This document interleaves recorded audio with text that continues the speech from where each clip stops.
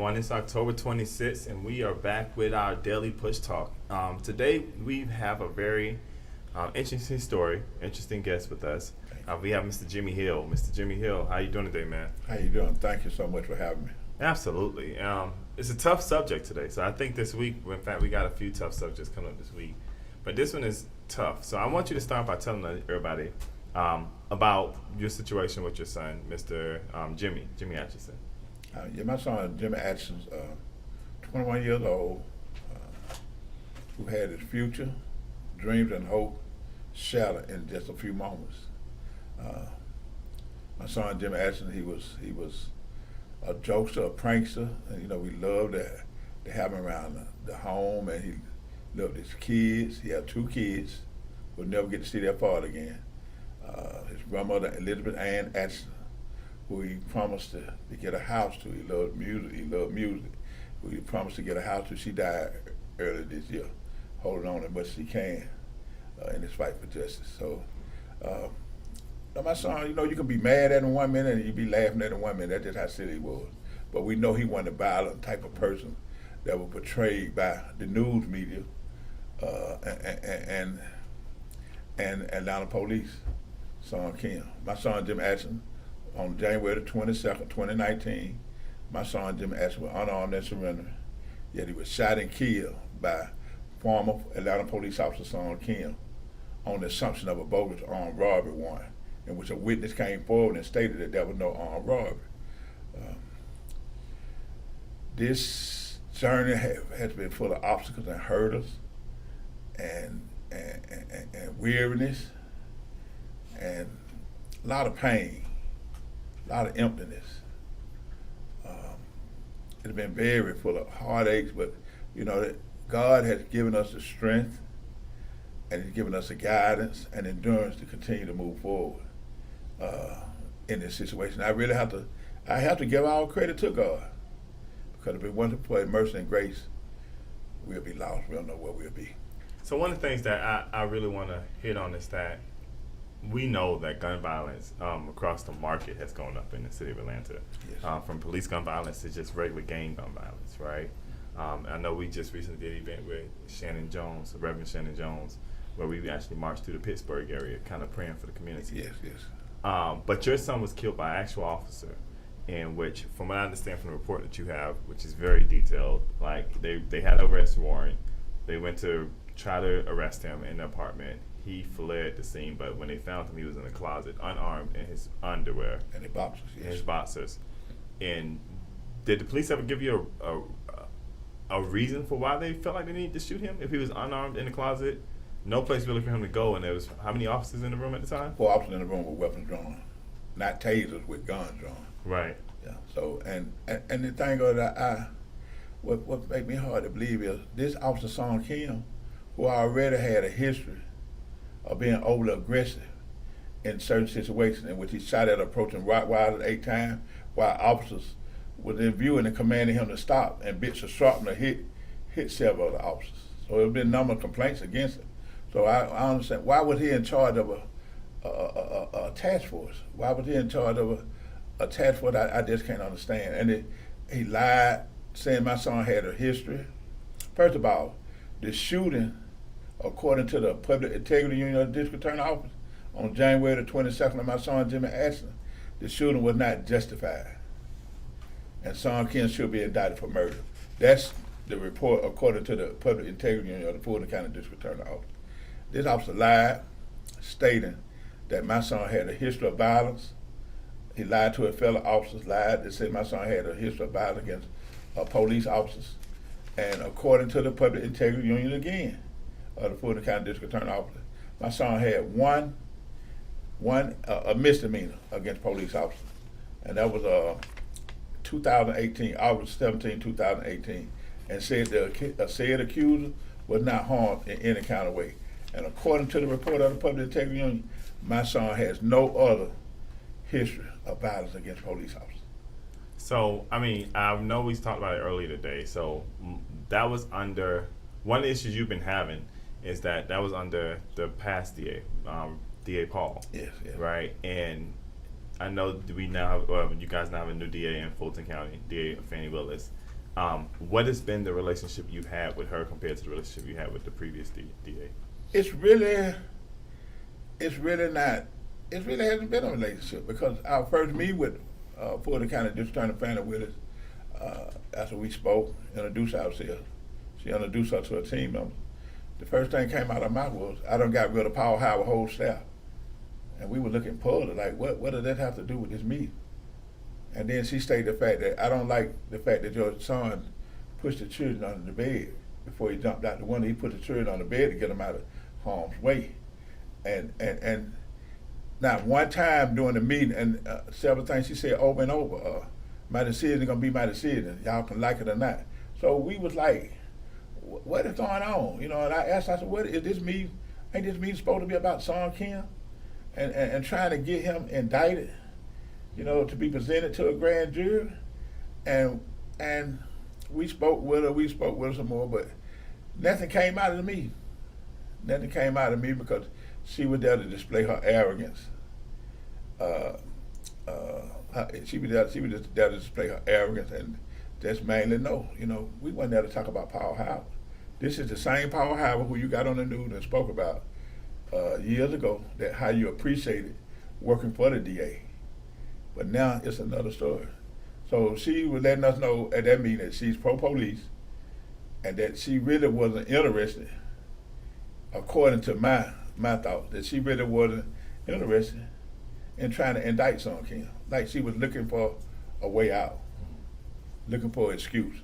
And that's all it was, excuse, because like I said, one time she did not mention it.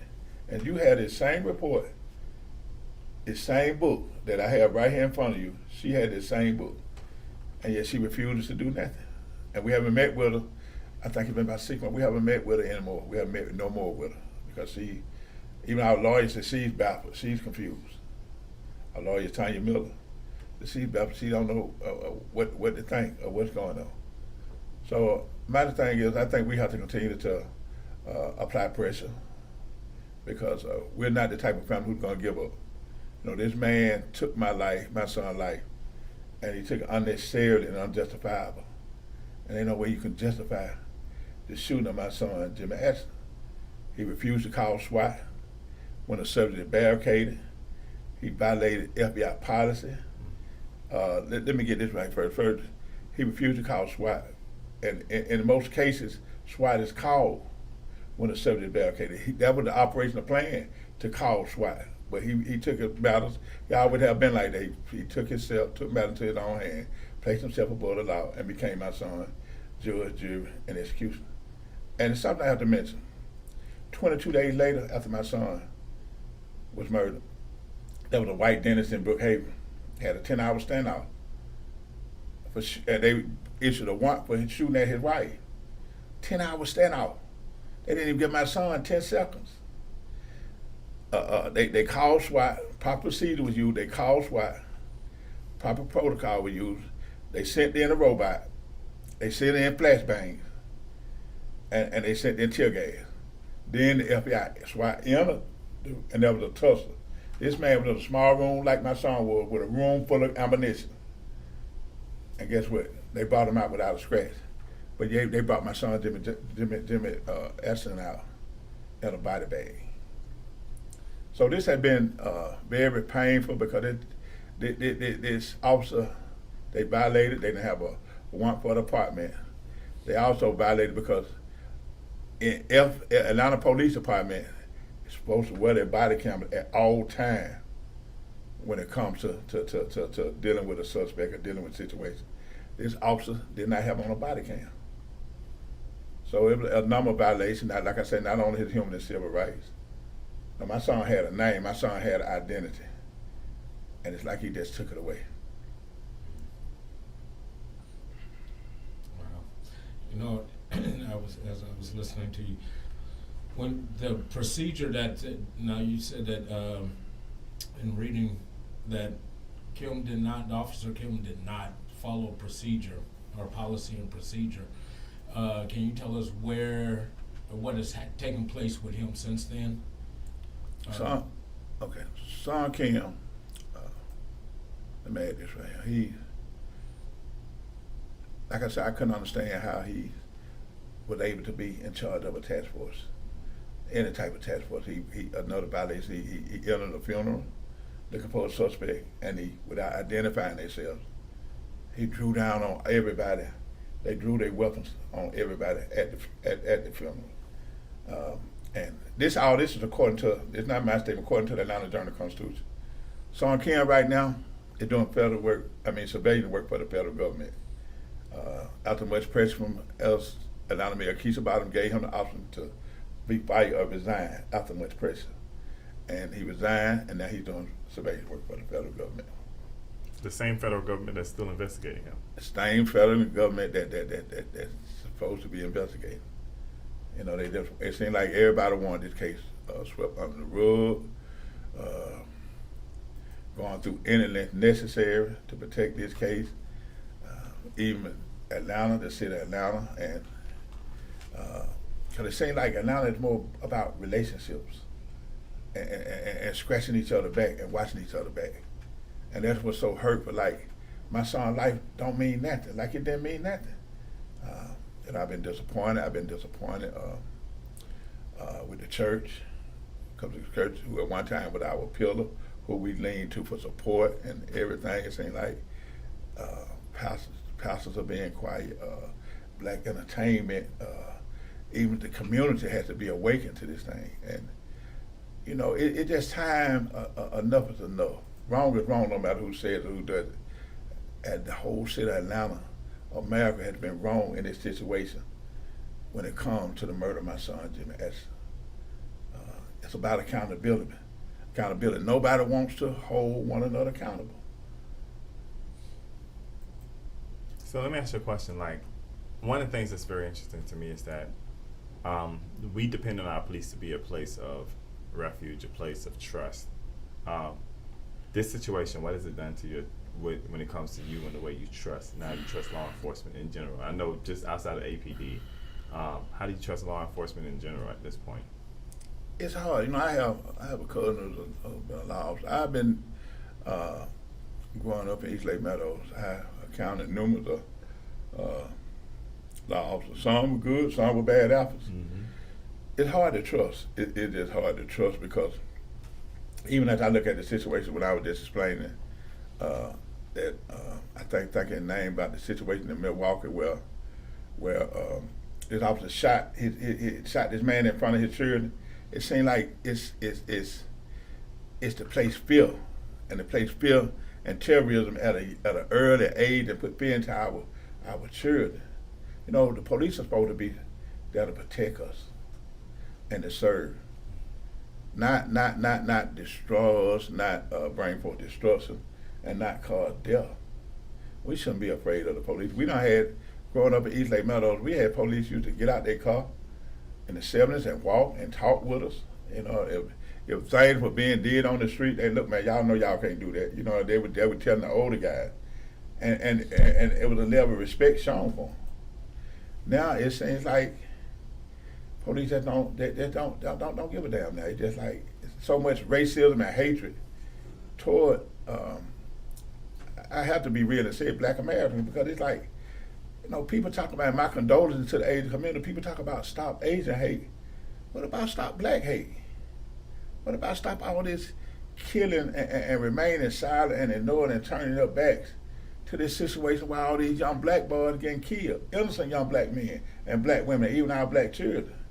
From I think Tamara Rice, 12, to Katherine Johnson, 92. It's always the excuse. When will it stop?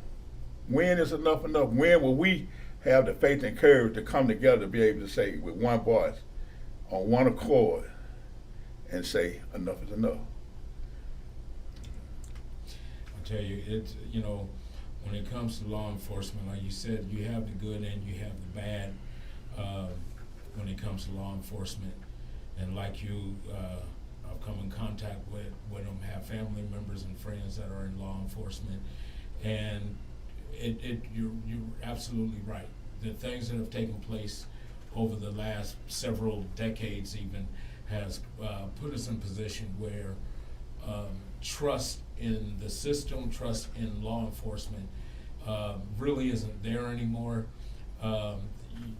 they're supposed to serve and protect, but you would think that when you watch on the news the way they handle situations, one group of people versus another group of people, and see the disparaging, the difference between the two and how they go about handling situations. It's very unfortunate that it even comes down to that. But again, it's the system that needs to be fixed. Families are, losing their children left and right nowadays, whether it be through the hands of the police or black on black crime. And the thing that, that we have to start asking ourselves the question about, not only about law enforcement, but about guns themselves playing a part in the situation, and how when force is deemed necessary, and then we maybe there's been getting guns off the streets, or making it more difficult for people, just an average person, to be able to obtain one. And definitely looking at psych evaluations when it comes to police as well. So, it's very unfortunate, and I definitely know your pain, as I am also a parent of a child who was killed, via gun violence, and so I definitely understand where you're coming from with all of that.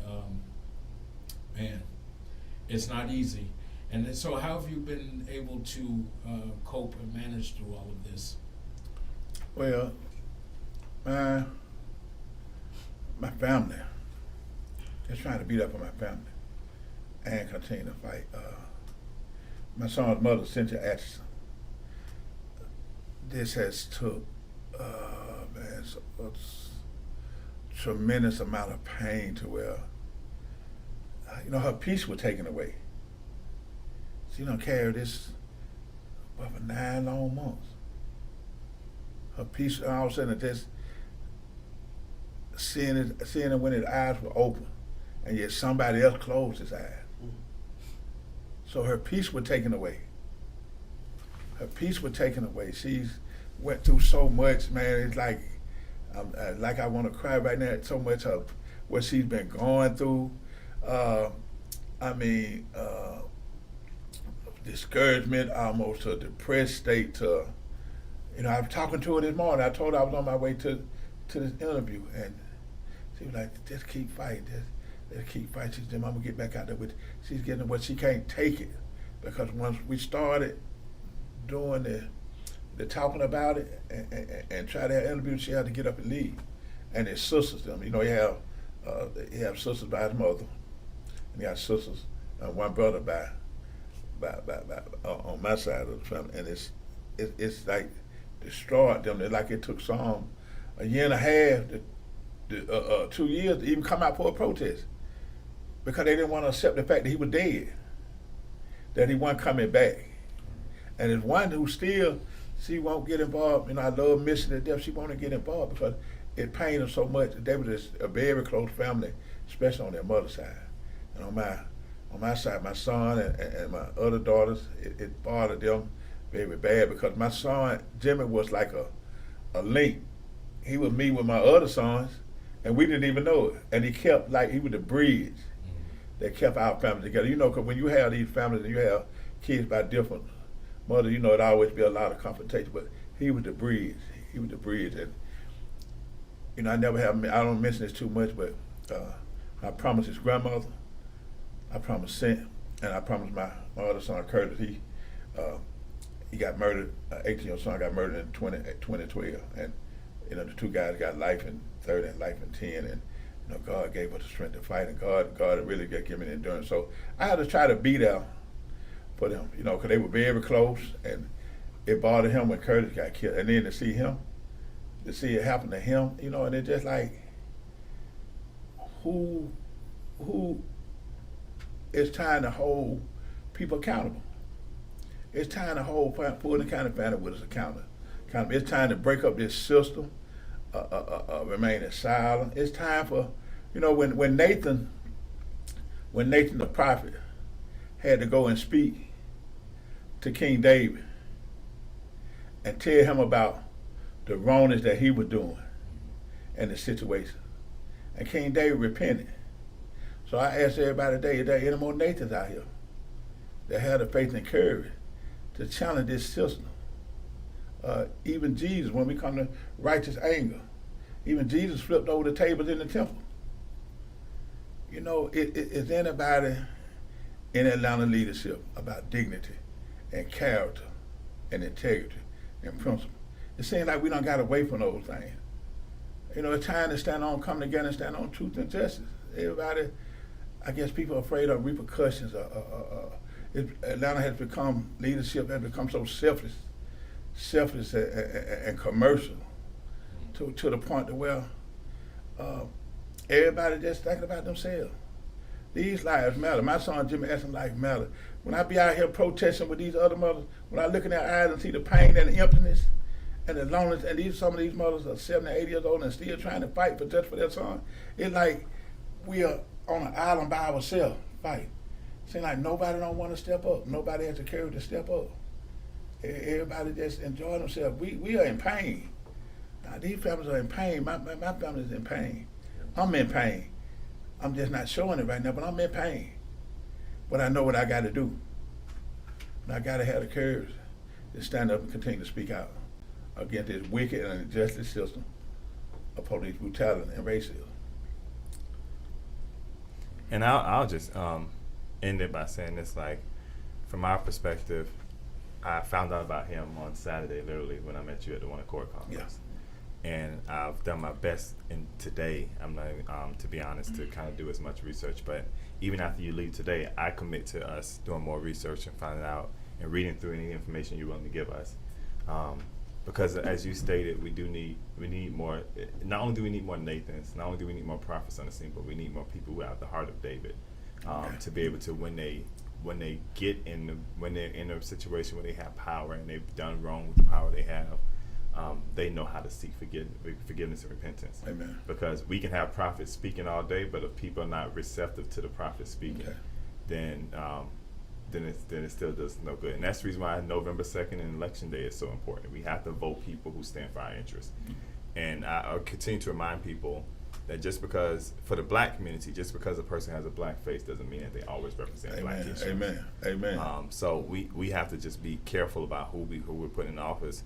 At the same time, we have to be fair enough to hear the side of what's going on, right, from the other side. So, but we commit to doing more research. We commit.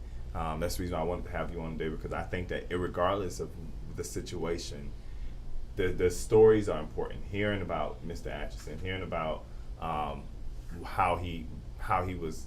the situation and how it played out is extremely important. And I want to make sure that we don't miss that. So we'll continue to work with you. We'll continue to reach out. We'll continue to get his story out. Thank you so much. We appreciate you for coming on today. Thank you. Absolutely. Thank you for having me. Absolutely. And just a quick note to end. For those who have not had a chance to even check out our One Accord Conference, you can go to our website at www.blackpush.org, or you can go on Spotify, Google Podcasts, you can go on Apple Podcasts, you can go on Ring, and so many other resources that we'll be actually putting our information on today to hear our podcast. We're super excited about that. Or you can download our app, where you can on Android or Apple, where you can actually watch any podcast that we have. So we thank, again, Mr. Jimmy Hill for coming and talking about Mr. Jimmy Atchison. And we ask that every family continue to pray for his family, but at the same time continue to pray for all those families who've lost children to gun violence, whether they were black, white, Hispanic, Asian. No child should be a victim of gun violence, whether it's the police or whether it's just in their neighborhood trying to go to school. And that's something that we'll continue to fight against, regardless. Because we do have other resources that we can use. I remember going and doing a tour of a facility where they trained police officers, and the only two weapons they gave us as an option was a gun or a shotgun. They didn't give me an option to use the taser. They didn't give me an option to use the mace, and I just thought it was increasingly weary, right? That the only two options they have. So we have to train our police officers better. But thank you again for coming on. Thank you guys for watching, and we'll be back tomorrow.